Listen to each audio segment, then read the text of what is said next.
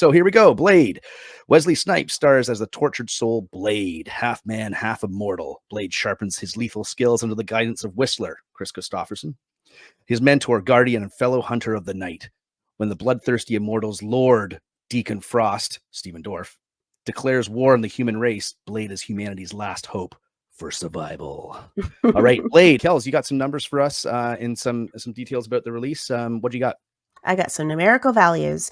So this film was released by New Line Cinema. It was theatrically released on August 21st, 1998.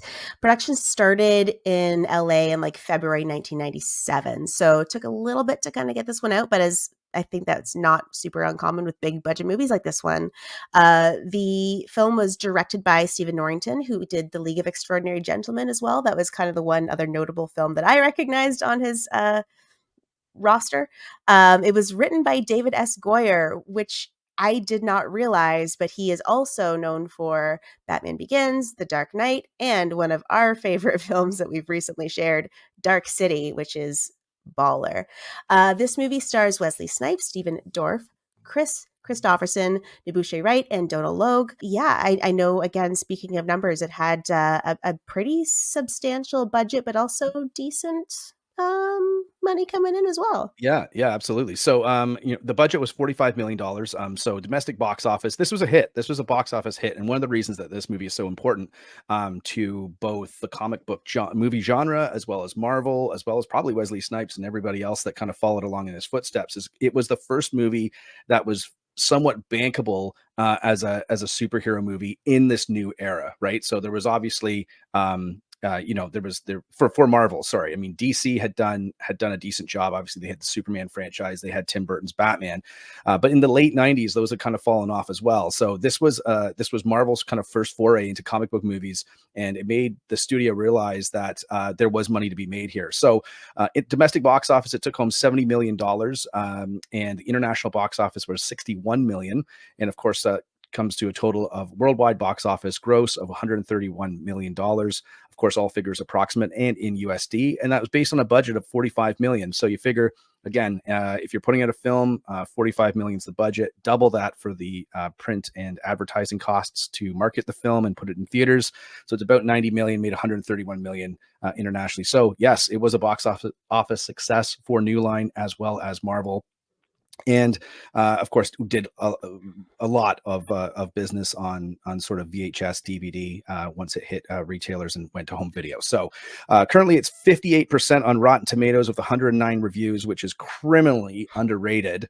But the critical consensus is, though some may find the plot a bit lacking, Blade's action is fierce, plentiful, and appropriately stylish for a comic book adaptation. So again, I have to rant a little bit about this because I feel like 58%, even after all this time, like not a critic or two out there isn't like, I'm going to do a retro review of Blade and trying to get that up to 60% so it's fresh. Give me a break. Especially, and this is going to tie into something I'm going to say later, but especially with Disney taking the reins, man, I've seen some absolute terrible movies that come out and they get 75, 76% because everyone's just like, oh, Marvel, like MCU, regardless of whether or not they're good or not, they get a great rating for some reason. And Blade sitting at 58%. Come on. Anyway, that's my rant over. But listen, there's we always talk about the runtime of these films and how films in the 90s were kind of shot differently or made differently. This movie, 2 hours and 0 minutes, 2 hours right on the money. That includes credits. And so you've got a nice runtime, establishes the movie. We're going to get into there about the plot a little bit later. Of course, coming up to talk about how efficient this movie is. That's a word that keeps coming up when we talk about these 90s films. Efficiency in runtime, which is so important and something we wish would come back to movies in theaters this century as well. Okay, let's talk about the marketing. Kels, you did some research into this. What did you find out? Yeah, so there were some great little taglines associated with this flick. The first being the power of an immortal, the soul of a human, the heart of a hero. Oh, so awesome. It's just like, against an army of immortals, one warrior must draw first blood. which is another super metal one. I like that. Vampire Hunter. Sometimes it takes one to kill one, which is another really Boom. great line. I love that. The very cheeky Have You Given Blood Lately? And the last part man, part vampire, all hero. I feel So like that last really, one's sort of like a kind of a callback to RoboCop, right? yeah, it's the really Mhm. leaning on the heroic elements of this, I think, which is appropriate for Blade because he's a damn hero.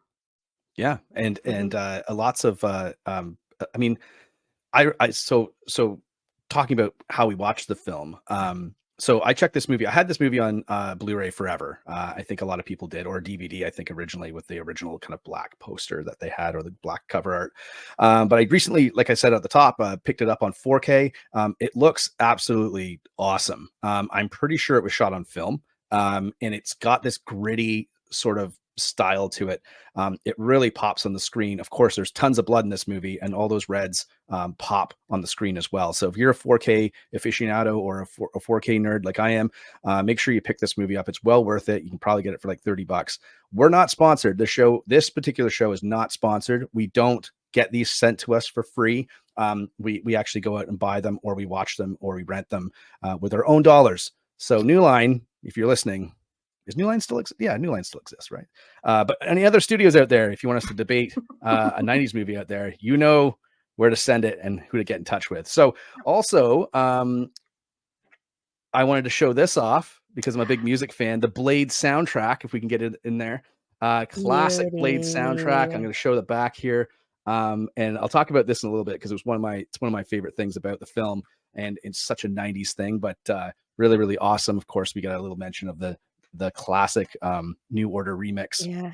The below, parental and the advisory is very, like, 90s as well. I love that. The parental that's because advisory you know sticker. why? Because it's all hip hop, Kels. It's Mhm. all hip hop stuff on here, and of course, hip hop was dangerous in the '90s, so Yes. was parental advisory, which was great because this little thing right here, that Mhm. let me see, parental It's advisory, sold. that just told everyone which albums to pick up because they were cool. Those are the good So ones. there you go. Mhm. Um, so anyway, how about yourself? Like, how did you check out this movie? And do you have any like childhood memories or earlier memories? I know this is always a challenge for you, but did you like when did you first see the film, and how did it come across your desk? Because it's obviously really really close to your heart because I had to hear Yeah. about it for so long. I just think it's a damn great movie. I really love action films. That's like a secret side passion of mine.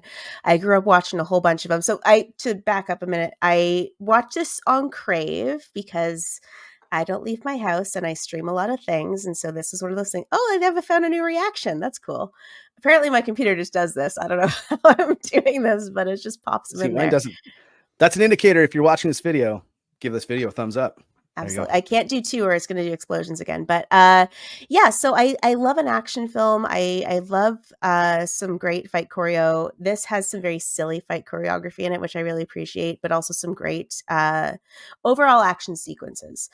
I, as per usual, do not remember how this came across my desk. I feel like, there was probably a period of time when I was late teens or so, maybe early 20s when sort of Marvel films were really first starting to take off. I'd seen it before then, but I just didn't really have a super strong memory of it.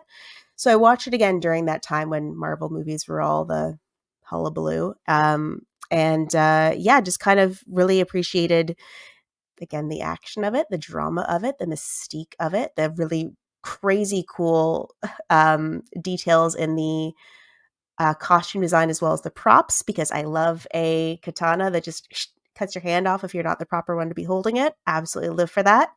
So yeah, I think this is just one that just spoke to me for all those various reasons, and it's just a damn good film. I can't help it. It's so much fun.